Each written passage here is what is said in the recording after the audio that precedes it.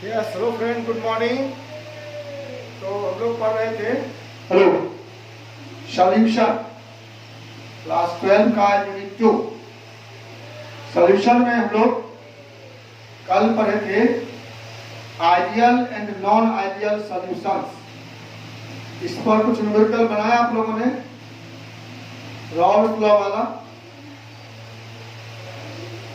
नहीं बना? चलिए कोई बात नहीं। आज हम लोग शुरू करते हैं एक नया टॉपिक, बहुत इंपॉर्टेंट टॉपिक है, colligative properties.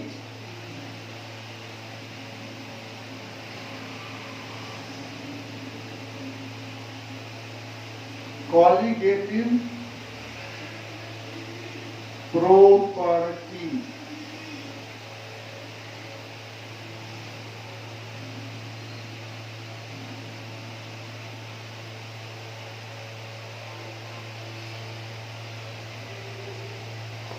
Qualitative properties. Now, question is, what is qualitative property? Qualitative property है क्या? तो कुछ ऐसे प्रॉपर्टीज होते हैं जो सिर्फ नंबर ऑफ सॉल्यूट पार्टिकल्स पर डिपेंड करते हैं। ध्यान दीजिएगा, नंबर, नेचर नहीं, साइज नहीं, ओनली नंबर।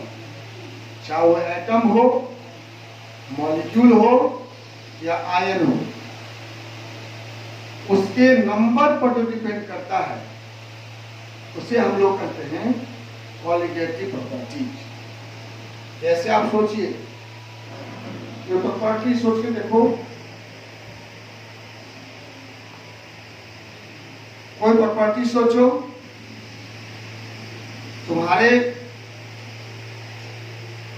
स्कूल में जो एडमिशन होता है या इंजीनियरिंग कॉलेज में या मेडिकल कॉलेज में, अगर मान लीजिए दरभंगा मेडिकल कॉलेज में 100 सीट है एमबीबीएस में, तो 100 बच्चों का ही एडमिशन होगा। चाहे वो बच्चा छोटा हो, बड़ा हो, मोटा हो, पतला हो, गोरा हो, काला हो, कोई मतलब है क्या?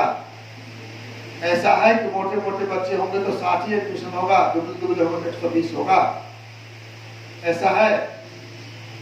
नहीं है ना। यही हो क्वालिटेटिव प्रॉपर्टी, जो सिर्फ नंबर पर डिपेंड करता है। आप जो स्कूल में फी जमा करते हो या किसी कोचिंग का फी जमा करते हो, वहां क्या नियम है? अगर मोटा बच्चा है तो अधिक फी देगा, दुबला है तो कम फी देगा, लंबा है अधिक फी देगा, छोटा है तो कम फी देगा। ऐसा है क्या? स्कूल का है आपके पास प्रोस्पेक्टस, देखिए उसमें क्या लिखा हुआ है, मोटे बच्चों के लिए क्या फी है और दुबले के लिए क्या फी है, बताइए। अलग अलग फी है क्या? हाँ, सेम है, नंबर पर भी डिपेंड करता है, साइज पे नहीं, मास पे नहीं, वॉल्यूम पे नहीं। बस यही है क्वालिटेटिव प्रॉपर्टी। हिंदी में कहते हैं इसको अनुसंख्य गुणधर्म, अणुओं की संख्या पर निर्भर करने वाला गुण। ठीक है?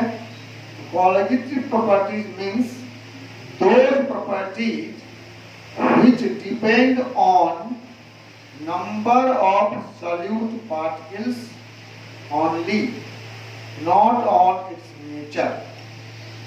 Okay?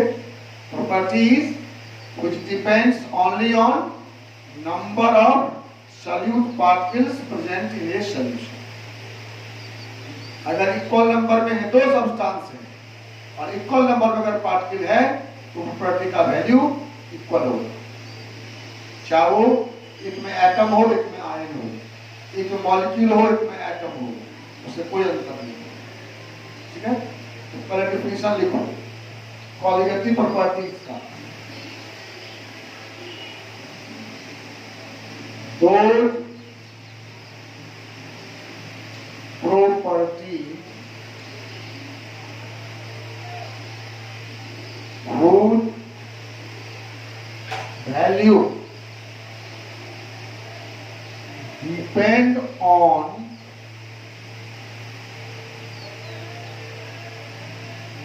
number of solute particles only.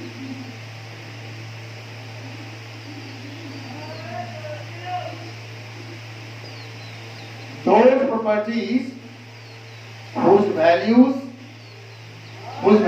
depend on number of solute particles only. वे सब गुण जिसका value number of solute particle मात्र पर डिपेंड करता है। ओनली का मतलब ये हुआ कि उसके अलावा किसी और पर डिपेंड नहीं करता है, या लिखने की जरूरत नहीं है, या आपका मन होगा लिख भी दीजिए, does not depend on any other factors. ठीक है, अब है कि ये प्रॉपर्टी है कौन। ऐसे 4 प्रॉपर्टी से हम लोगों की मुलाकात होगी। पहला है vapour pressure lowering, vapour pressure lowering. दूसरा है एलिवेशन ऑफ बॉइलिंग पॉइंट। तीसरा है depression in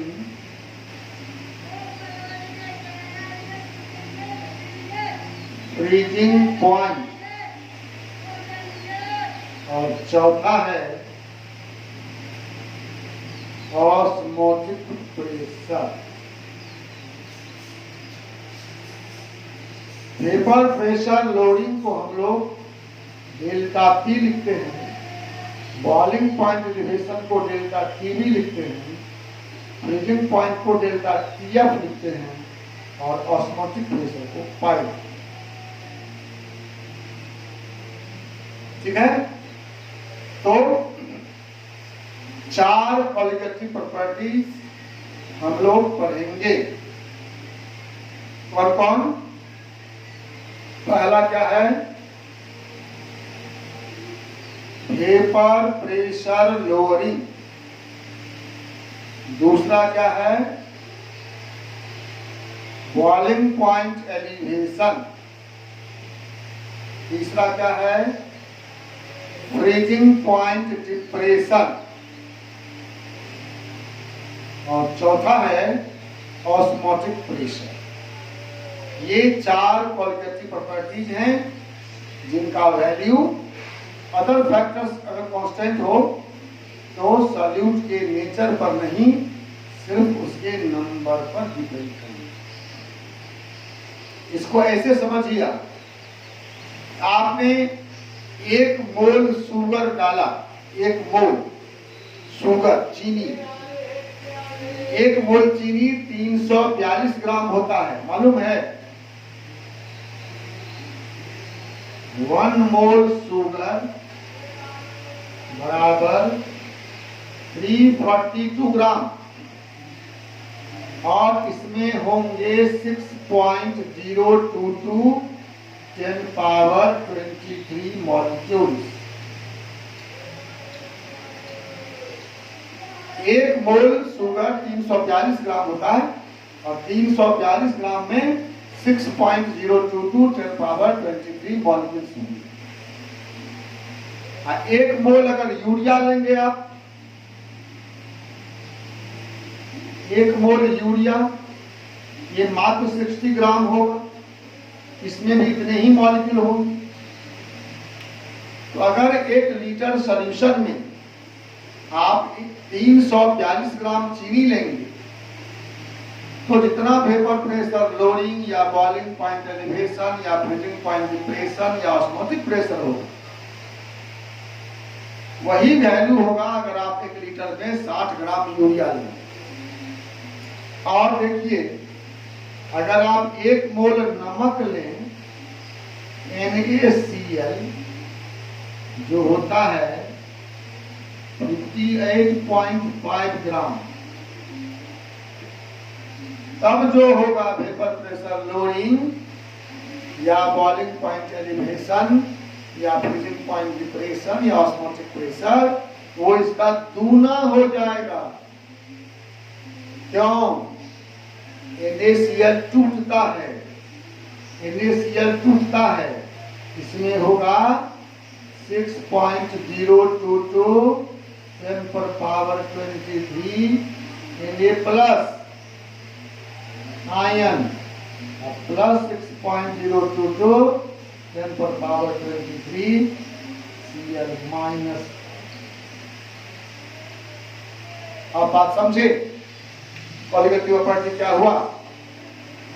number of mass से कोई मतलब नहीं, नेचर से कोई मतलब नहीं। इसमें 1 मोल मॉलिक्यूल है चीनी की, इसमें 1 मोल मॉलिक्यूल है यूरिया की, और इसमें 1 मोल मॉलिक्यूल NaCl की है, जो सॉल्यूशन में जाने के बाद 2 मोल हो गए, टूट गया NaCl, Na प्लस और Cl माइनस।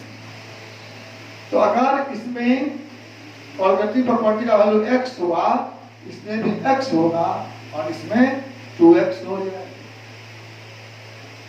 अब क्लियर हो गया? हो गया। मास से मतलब नहीं, नेचर से मतलब नहीं, मतलब है सिर्फ और सिर्फ number of particles. Number of particles, may be atom, may be ion, may be molecule. कोई प्रॉब्लम? कोई प्रॉब्लम है तो बोलो, किसी के मन में है तो बोलो।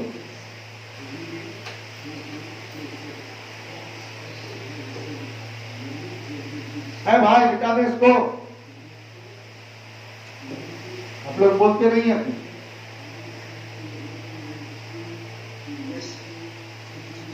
नहीं समझ रहे हैं क्या?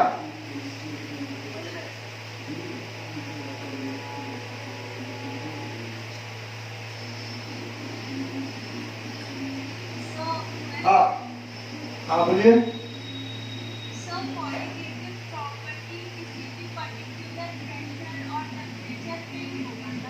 नहीं समझे?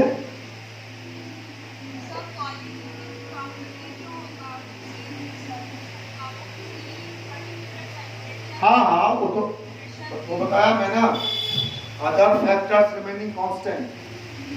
जब भी हम लोग किसी एक फैक्टर की बात करते हैं, इसका मतलब होता है when all other factors are constant। अगर किसी फिजिकल क्वांटिटी के 3 वैल्यूएबल फैक्टर्स हैं और हम एक का स्टडी करेंगे, इसका मतलब हुआ कि दो कांस्टेंट हैं।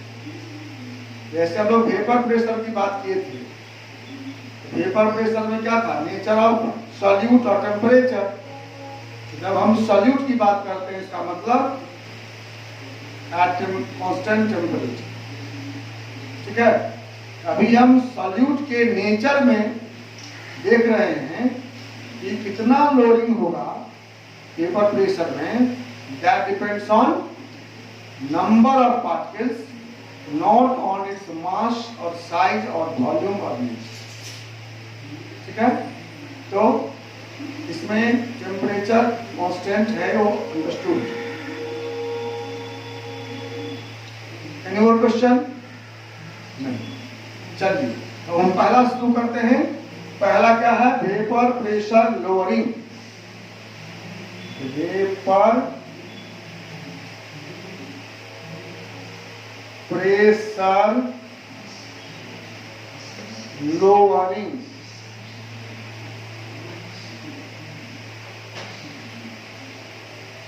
एक बात ध्यान देंगे आप, केमिस्ट्री से बाहर, ये जो हम लिखते हैं वेपर, VAPOUR, आजकल इसको VAPOR भी लिखते हैं। प्रोबेबली आप जानते होंगे कि ये इंग्लिश और अमेरिकन सिस्टम का अंतर है। ये जो VAPOUR वाला है ये पुराना यूके वाला इंग्लिश है।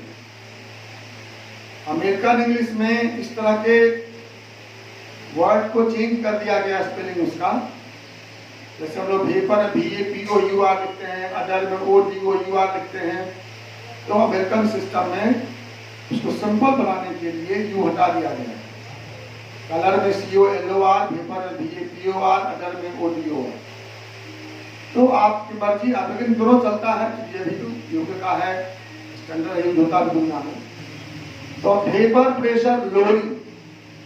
Now question is what is vapour pressure lowering? Vapour pressure हमने पढ़ा था,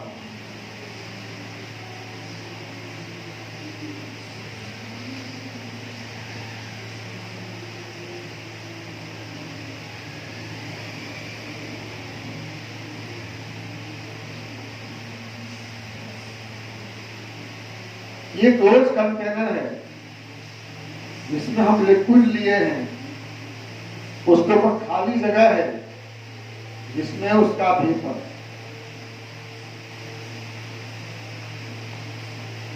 तो हम लोग पढ़े हैं कि इस बर्तन में, क्लोज कंटेनर में लिक्विड लेयर के ऊपर ये वेपर जो प्रेशर डालता है उसे ही हम वेपर प्रेशर कहते हैं।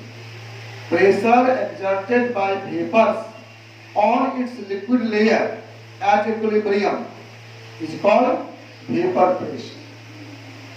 Equilibrium की चर्चा हम किए थे कि रेट ऑफ इवेपोरेशन और रेट ऑफ कंडेंसेशन जहाँ इक्वल हो जाए उसे हम कहते हैं इक्विलिब्रियम स्टेट। उस इक्विलिब्रियम स्टेट में यह वेपर जितना प्रेशर डालेगा उसे कहेंगे वेपर प्रेशर। ठीक है। इसके बाद हमने पढ़ा कि जब हम एक लिक्विड में दूसरा लिक्विड डालेंगे तब क्या होगा। तो हमने पढ़ा कि दोनों लिक्विड का अलग अलग वेपर प्रेशर होगा, जिसे हम पार्शियल वेपर प्रेशर कहते हैं। राउल्ट्स लॉ से निकालते हैं। सॉल्यूशन के ऊपर का टोटल वेपर प्रेशर दोनों लिक्विड के पार्शियल वेपर प्रेशर के सम के बराबर है। अगर 3 लिक्विड है, चाहे जितना भी है, तो सभी लिक्विड के पार्शियल वेपर प्रेशर के सम के बराबर होगा total vapour pressure of the solution. ऐसा हम लोगों ने पढ़ा। आज हम बात करते हैं जब इस सॉल्वेंट में हम नॉन वोलाटाइल सॉल्यूट डालते हैं। क्या डालते हैं? Non volatile solute. ये नॉन वोलाटाइल सॉल्यूट का मतलब क्या है? वोलाटाइल मतलब होता है व्हिच चेंजेस इनटू वेपर। वाष्पशील, जो आसानी से वेपर में बदल जाएगा, दैट इज वोलाटाइल। उसमें लगा दिए नॉन, तो क्या होगा? जो आसानी से वेपर नहीं बने, जो घुलनशील नहीं है, वाष्पशील नहीं है, वह नॉन वोलाटाइल। बताइए आदित्री जी, मेरी आवाज सुन रही है? तो आप बताइए, आपके घर का 2 सब्सटेंस का नाम लीजिए, 2 पदार्थ, इसको हम पानी में डाल सकते हैं। एक वो जो वोलाटाइल है, एक जो नॉन वोलाटाइल है, सॉलिड। लेकिन दोनों सॉलिड होना चाहिए।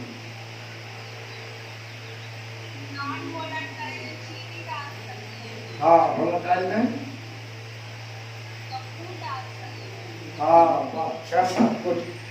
camphor is volatile solid and sugar is non-volatile, salt is non-volatile।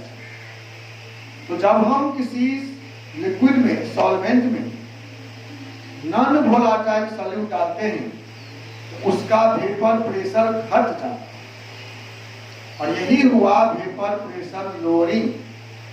क्यों घट जाता है हम बाद में बताएंगे। अभी आप एक लाइन याद रखिए, when a non-volatile solute is added to a solvent, its vapor pressure decreases, and this is called vapor pressure lowering। ठीक है? When a non-volatile solute is added to a liquid solvent, its vapor pressure decreases. This is called what called?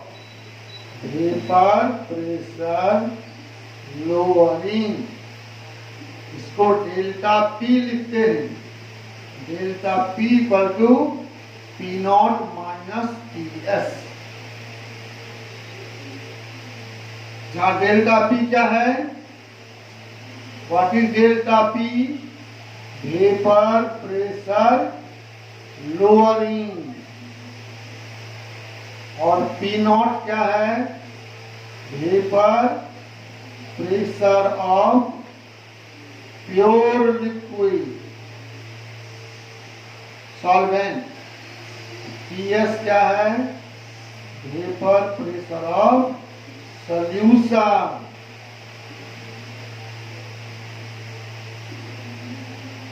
Delta P equal to P not minus P S, where P nought is vapour pressure of pure liquid, जो अकेला था, और solute डालने के बाद जो हो गया वो पी एस। ये चेंज हुआ, that is vapour pressure lowering. Mohammad Hilal, मेरी आवाज सुन रहे हैं? हिलाल अहमद नहीं, शाकिर मेरी आवाज सुन रहे हैं?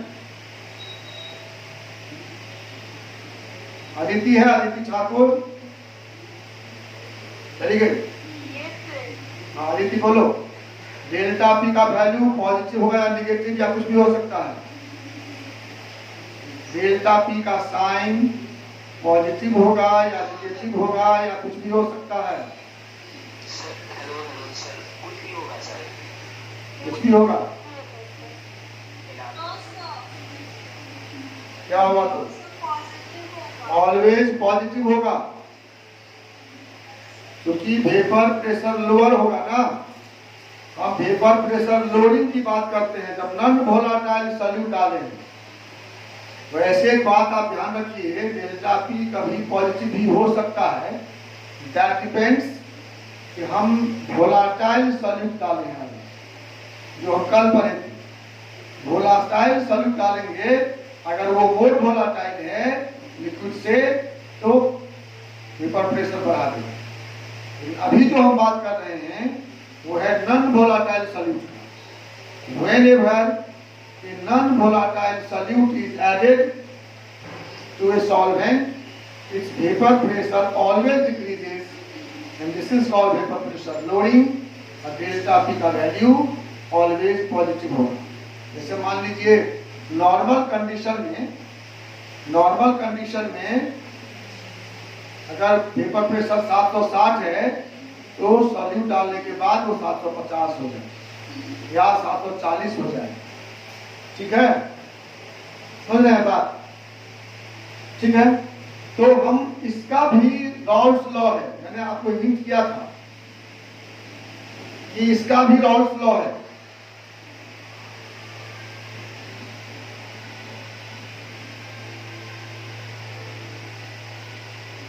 एक राउल्स लॉ हम लोग पढ़े थे पिछले क्लास में, वो था राउल्स लॉ वेपर प्रेशर। और दूसरा हम लोग पढ़ेंगे वो होगा Raoult's law vapour pressure lowering. उस पर भी न्यूमेरिकल बनाएंगे। ठीक है, तो इसको आप पढ़ के आइएगा। कल हम लोग पढ़ेंगे Raoult's law of vapour pressure lowering. ठीक है, पिछला आप सवाल बनाइए, हेनरी लॉ का न्यूमेरिकल था और राउल्स लॉ का न्यूमेरिकल था। ये दोनों बना के जो प्रॉब्लम हो हमसे आप संपर्क करिए, हम आपको बताएंगे।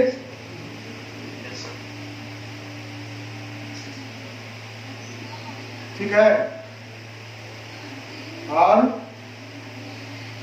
अब फिर ये चारों पर न्यूमेरिकल है।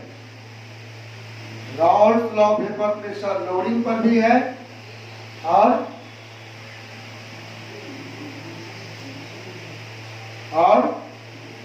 वेपर बॉइलिंग पॉइंट एलिवेशन पर भी है, फ्रीजिंग पॉइंट डिप्रेशन पर भी है और ऑस्मोटिक प्रेशर भी। अभी देखते हैं हम लोग Raoult law vapour pressure loading. क्या लॉ लिखिए, लॉ है, क्या पढ़ रहे हैं हम लोग आज? Raoult law of vapour pressure lowering. ध्यान रहेगा ना, पहले पढ़े थे राउल्ट लॉ वेपर प्रेशर और आज पढ़ रहे हैं Raoult law vapour pressure lowering. ये है delta P by P naught equal to काई2। Delta P by P naught equal to काई2। डेल्टा पी क्या हुआ? डेल्टा पी भी लिखे थे, P not minus P S by P naught equal to काई2। काई2 समझते हैं आप? काई2 क्या है? काई2 is mole fraction of solute. काई2 कितना होगा? N2 बटे N1 प्लस N2 ना। काई2 क्या होगा? N2 by N1 plus N2। यहाँ N1 क्या है? Moles of solvent. N1 moles of solvent और N2 moles of solute. N1 है मोल्स ऑफ सॉल्वेंट और N2 है मोल्स ऑफ सॉल्यूट। और मोल कैसे निकालते हैं ये आप जानते हैं। मोल निकालते हैं हम लोग, N1 बराबर W1 बाय N1, N2 बराबर W2 बाय M2। ठीक है, यहाँ W1 क्या है? मास ऑफ सॉल्यूट। M1 क्या है? मोलर मास, सॉरी सॉल्यूट नहीं, वहां लगाते हैं solvent. Molar mass of solvent. W2 क्या है? मास ऑफ सॉल्यूट। और M2 क्या है? Molar mass of solute. ठीक है, ये सब आप जानते हैं, फिर मैं बार बार लिख देता हूँ। कोई बच्चा नहीं समझता हो, पहले ठीक से नहीं पढ़ा हो क्लास में, तो उसको भी दिक्कत नहीं हो। So we elaborate everything. Mole concept आप पढ़े 11th क्लास में। तो राउल्ट लॉ क्या है? Delta P by P naught equal to काई2। काई2, ठीक है। डेल्टा पी क्या है? P not minus P S by P naught. P naught है vapour pressure of pure liquid, P S vapour pressure of solution और फिर P naught vapour pressure of pure liquid. ये बराबर काई2 का है।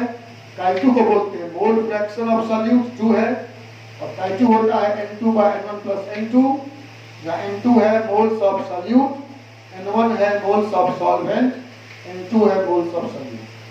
N1 को पास निकालते हैं, N1 W1 बाय M1, जहाँ W1 mass of solvent, M1 molar mass of solvent. N2 और W2 by M2, W2 mass of solute, M2 molar mass of solute. I hope कि इसका भी न्यूमेरिकल आप लोगों से बन जाए, या अगर आप कहिए तो मैं एक न्यूमेरिकल बना दूं, एनसीईआरटी का सब बना के दिखा दूं आपको। आप लोग ठीक से पूछते नहीं है, ये मैं कर सकता हूँ, कोई दिक्कत नहीं, मैं बना के दिखा दूं। ठीक है, तो अब राउल्ट लॉ का स्टेटमेंट लिख लो, मिटाता हूं उसको। लिखो Raoult law of vapour pressure loading का स्टेटमेंट, और इसके साथ ये क्लास आज समाप्त हो गया। लिखिए relative lowering RLVP of vapor pressure of a solution is equal to mole fraction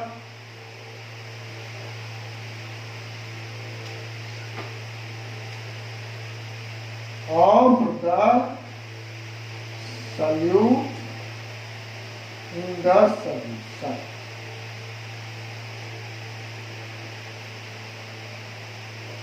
Relative loading of vapor pressure of a solution is equal to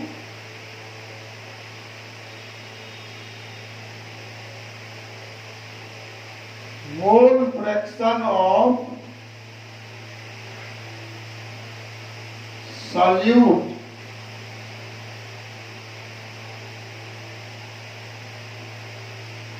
in the solution. ठीक है, यही है Rawls law of vapour pressure loading. वैसे उसी Rawls law का भी derivation है, हम दिखाएंगे आपको अगले क्लास में हम ड्राइव करेंगे। कल आपको याद दिला दीजिएगा, हम दिखा देंगे कैसे है, उसी से निकलता है। ठीक है, इसमें P नॉट है, PS है और I2 है। तीन में से कोई दो दिया रहेगा, एक निकालने के लिए कहेगा।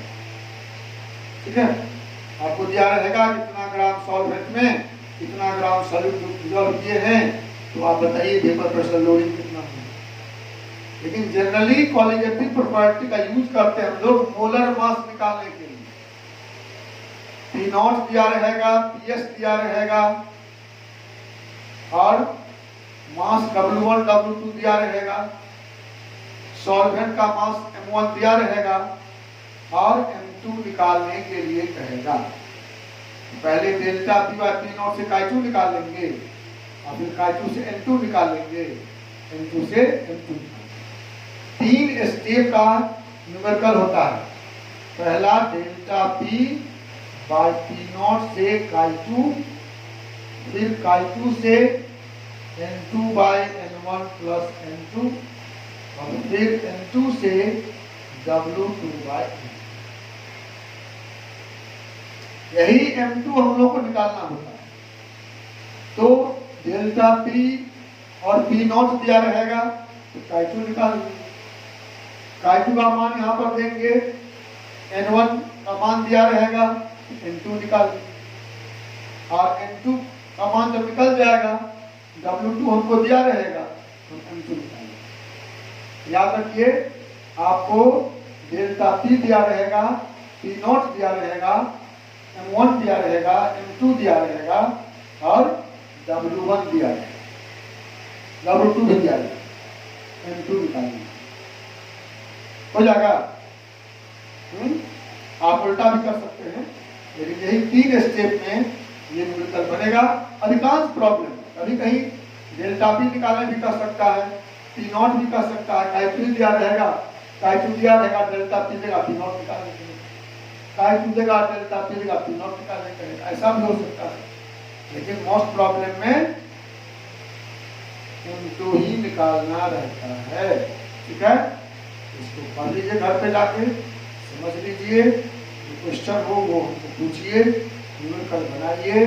जो नहीं बनता है आप YouTube चैनल के कमेंट में भी लिख सकते हैं, या आप हमारे फेसबुक पर लिख सकते हैं, व्हाट्सएप पर लिख सकते हैं, या आप अगले क्लास में हमसे डायरेक्टली पूछ सकते हैं। ठीक है, थैंक यू। अच्छा से पढ़ो, एक एक स्टेप में बिल्कुल तुम्हारे पैटर्न पे पढ़ा रहा हूँ। बाद में हम लोग प्रैक्टिस करेंगे या नीट के लिए और जेईई मेंस एडवांस के लिए जो क्वेश्चन है उसका भी प्रैक्टिस करेंगे हम।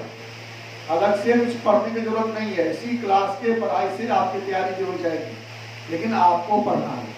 ठीक है, और हमारे YouTube चैनल को सब्सक्राइब कर लीजिए हैं तो, अगर कर लिए हैं, दूसरे मोबाइल घर में हैं उसे भी करिए, अपने दोस्तों को भी कहिए सब्सक्राइब करें और इस YouTube को वीडियो को शेयर करिए, बांटिए। विद्या बांटने से बढ़ता है, घटता नहीं है। उसको अपने दोस्तों को बताइए, ये वीडियो है, सुंदर है या जो भी है, पढ़ेगा, ठीक है, और इससे हमारा परिश्रम सफल होगा। आपको वीडियो कभी लगती है तो बताइए, सुधार करें, ठीक है।